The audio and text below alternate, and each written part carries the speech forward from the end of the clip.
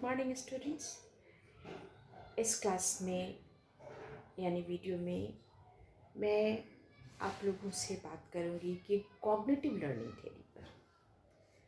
ये पहला क्लास है कॉग्निटिव लर्निंग थ्योरी का, और क्लासिकल कंडीशनिंग पर हमने बहुत सारी बातें की और उसमें और भी बहुत सारी बातें अभी बाकी हैं जिनको हम आगे भी करते रहेंगे। लेकिन ये cognitive theory, cognitive learning theory, CLT कहा जाता है इसको। तो जीन पियाजे ने 1936 में वो पहले मनोवैज्ञानिक थे जिन्होंने सिस्टेमेटिक स्टडी, जो एक क्रमबद्ध अध्ययन शुरू किया कॉग्निटिव डेवलपमेंट का, संज्ञानात्मक विकास का। तो स्टेज थ्योरी, उन्होंने include the stage theory of child cognitive development, इस पर बातें करी, इस पे उन्होंने बात की और बहुत ही detailed observational studies on cognition in children, संज्ञान कैसे उपलब्ध होता है, संज्ञानात्मक यानी मेंटल प्रोसेसेस पर उनकी बहुत लंबी पकड़ उन्होंने बनाई। और इसका जो स्टडी मटेरियल, उन्होंने बहुत इंटेंसिव स्टडीज़ को कह सकते हैं, केस स्टडीज़ किया, उस पर रिसर्च किया और उन्होंने एक series simple but ingenious tests to reveal different cognitive abilities को भी एक टेस्ट बनाया। Different cognitive ability, how the person solves the problem, how कैसे छोटे बच्चे जो है, उन्होंने बच्चों पे एक्सपेरिमेंट किया था। जीन पियाजे was a brilliant man and in 1936 उन्होंने ये काम सब किया। वहीं से CLT यानी कॉग्निटिव लर्निंग थ्योरी का स्टार्ट हुआ और जीन पियाजे का नाम बहुत इसमें लिया जाता है और इस चीज़ को देखा जाने लगा। कॉग्निटिव थ्योरी क्या है, इसके हम यहाँ पर कहते हैं कि कौन कौन सी 3 कॉग्निटिव थ्योरीज जो हैं उस पर हम बात करते हैं। तो ये 3 मेन कॉग्निटिव थ्योरीज जीन पियाजे की थ्योरी है, वाइगॉट्स्की की थ्योरी भी है और फ्राइड की भी कॉग्निटिव थ्योरी, फ्राइडियन एनालिसिस भी डेवलपमेंटल प्रोसेस पर है और उनकी इंफॉर्मेशन प्रोसेसिंग थ्योरी भी है वाइगॉट्स्की की। हाँ, तो जीन पियाजे ये 3 कॉग्निटिव थ्योरी मानी गई है और propounded by Vygotsky and Jean पियाजे was the first man who जिन्होंने लर्निंग प्रोसेस में कॉग्निटिव प्रोसेसिंग की बात की कि जब कोई उद्दीपन आता है हमारे पास और उसके बाद हम रिस्पॉन्स देते हैं तो इन दोनों के बीच एक कॉग्निटिव प्रोसेस आता है, जिससे हम इसको थोड़ा थोड़ा इसको इनसाइट थ्योरी में पावलोव ने दिखाया कि एक सूझ डेवलपमेंट होता है। लेकिन उन्होंने क्या कहा कि क्यूज बनते in between the available stimulus जो हमारे हैं सिचुएशन में, उनके बीच। लेकिन यहाँ पे जीन पियाजे ने 1936 में इस बात पर जोर दिया कि ये कॉग्निटिव प्रोसेस पर हम लर्निंग करते हैं। जो हायर एनिमल्स हैं वो एप्स, उसके बाद मैन, तो इनके बीच या छोटे एनिमल्स में भी, जैसे उन्होंने छोटे बच्चों पे बहुत अध्ययन किया था, तो वो इस बात पर बहुत इंसिस्ट करते हैं कि एक कॉग्निटिव प्रोसेस जो है वो चलता है।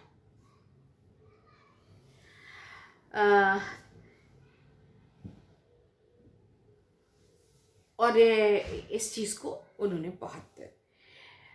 बहुत इम्पोर्टेंस दिया कि बिना कॉग्निटिव प्रोसेस के हम लर्न नहीं कर सकते। हम सोचते हैं, आदमी जो है वो सोचता है। एक छोटा बच्चा सीढ़ी चढ़ने के भी कई चीज़ें ट्रायल एंड एरर दिखाता है, ठीक है, बट उसको एक स्टेप से दूसरे स्टेप चढ़ने के लिए कॉग्निटिव प्रोसेस भी अब इस तरह से चढ़ें तो उस तरह से चढ़ें। आजकल आप बहुत सारे वीडियोस देखेंगे फेसबुक पर कि बहुत क्यूट बेबीज़ करके आता है या इंटेलिजेंट बेबीज़ करके आता है, आप उनको देखिएगा तो आपको लगेगा कि एक बिस्तर से उतरने के लिए एक बच्चा ट्राई कर रहा है। पहले खुद से करता है, उतरने की कोशिश करता है, नहीं हो पाता, लगता है गिर जाएंगे, उसको लगता है। इन 1 ईयर से भी छोटा 8 और 9 मंथ्स का बच्चा है, मगर क्राउल करना जानता है, तो उसको आप देखिएगा फिर वो एक तकिया ला के फेंकता है नीचे में। मैं सर्च करूँगी वो वीडियो, अगर मिलेगा तो आपके पावर पॉइंट वाली क्लास में मैं आपको दिखाऊंगी कि why the cognitive process is going on and then he decided to कि एक तकिया को नीचे गिरा देना है, उसको गिरा दिया उसने।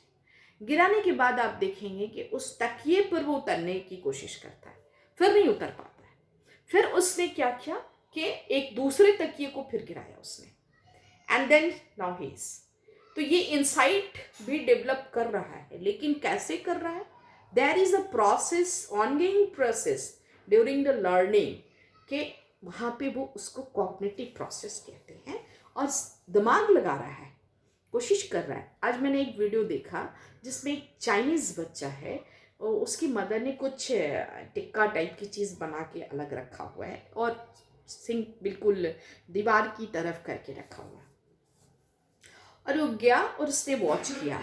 फिर एक बड़ा ट्रे रखा हुआ था जो उसको अचीव ये था, उसके विद इन रीच था। उसने उसको लिया ट्रे को, और ट्रे को लेके उस प्लेट के अंदर जो कॉर्नर में एकदम सटा के बैक साइड में रखा हुआ था उसमें घुसाया, और घुसाने के बाद ट्रे पर वो प्लेट आ गई। उसके बाद उस ट्रे को आगे खींचा, और खींचने के बाद उसने उसमें से स्टिक्स उठाई और अपने एक फ्रेंड को भी दिया, ब्रदर को भी दिया, आप खुद भी खाया। तो this is the cognitive process according to Vygotsky and Jean पियाजे फर्स्ट एंड देन Vygotsky। तो ये बहुत ही इम्पॉर्टेंट चीज़ है जिस पर के उनकी पूरी थ्योरी बेस्ड है।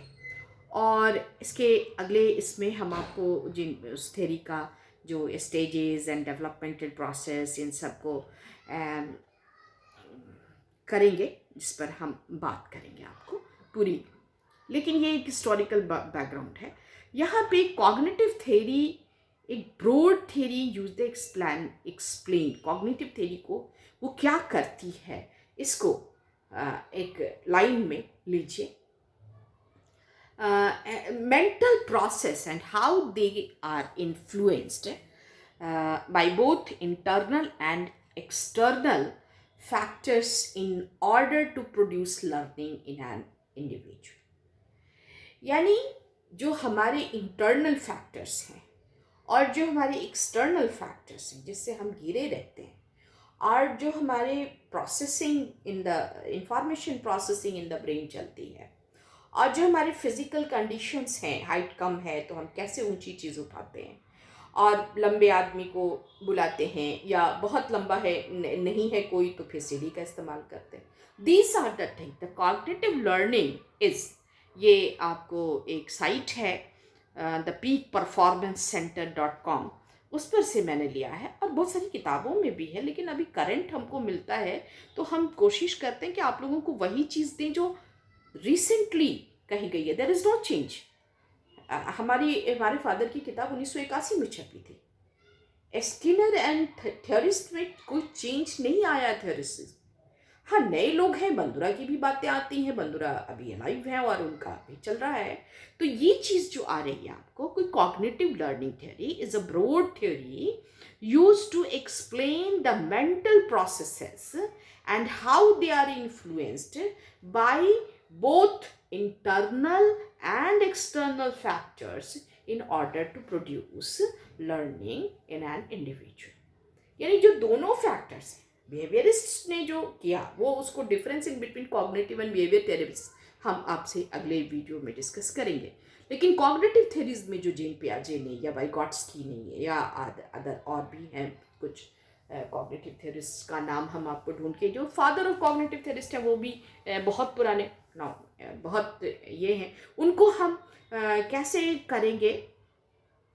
तो इसमें क्या है कि इसका जो सीक्वेंस है वो यही है कि एक उद्दीपन आता है एक स्टिमुलस आता है हमारे सामने, फिर एक कॉग्निटिव प्रोसेस होता है। कॉग्निटिव यानी संज्ञानात्मक प्रक्रिया चलती है, प्रोसेसिंग होती है उस स्टिमुलस के प्रति, एंड देन जो रिस्पॉन्स हमको सबसे सही लगता है उस रिस्पॉन्स को हम करते हैं। यही कॉग्निटिव थ्योरी का कहना है।